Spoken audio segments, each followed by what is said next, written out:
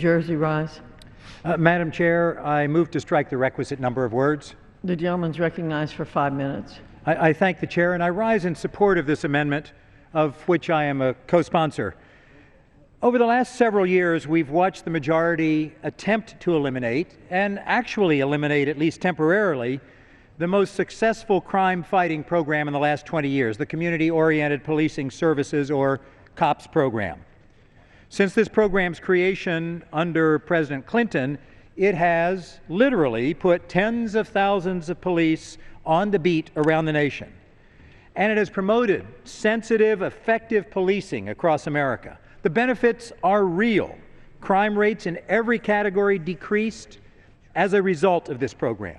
And when this program is gutted, communities feel the effects directly and immediately. The committee should have found the money to keep the COPS program strong, but evidently they gave it lower importance, which is why we are here with this amendment.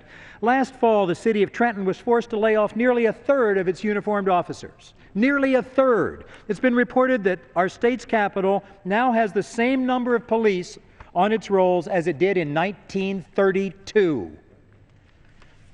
The city had hoped to soften the blow of the budget-driven layoffs through a COPS grant that would have allowed the Trenton to hire back at least 18 officers. But unfortunately, because this Congress failed to properly fund the COPS program, Trenton got no money to hire the laid-off officers. And the people of Trenton are paying the price in a very real way. Last year, something on the order of 150 people were shot within the city.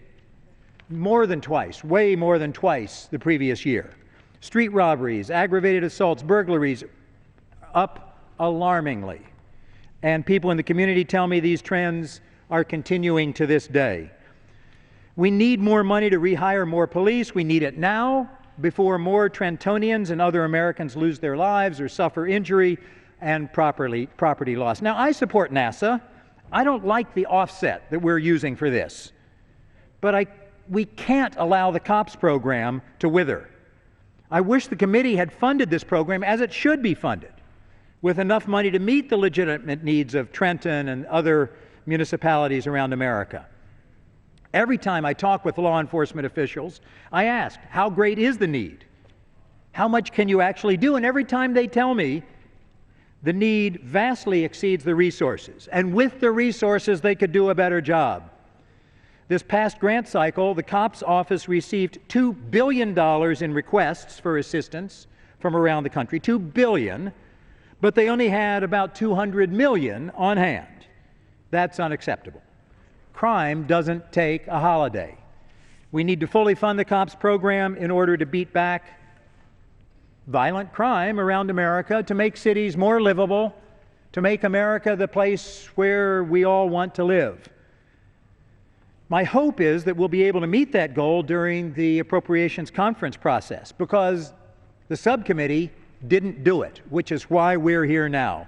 This amendment is a step in that direction, and I thank my colleague, Representative Pascrell, Representative Grimm, Representative Reichert, who I believe is not here tonight, and the other sponsors for their who's unable to be here tonight, and the other sponsors for their strong leadership in this effort.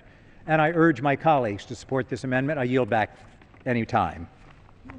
Back for what purpose does the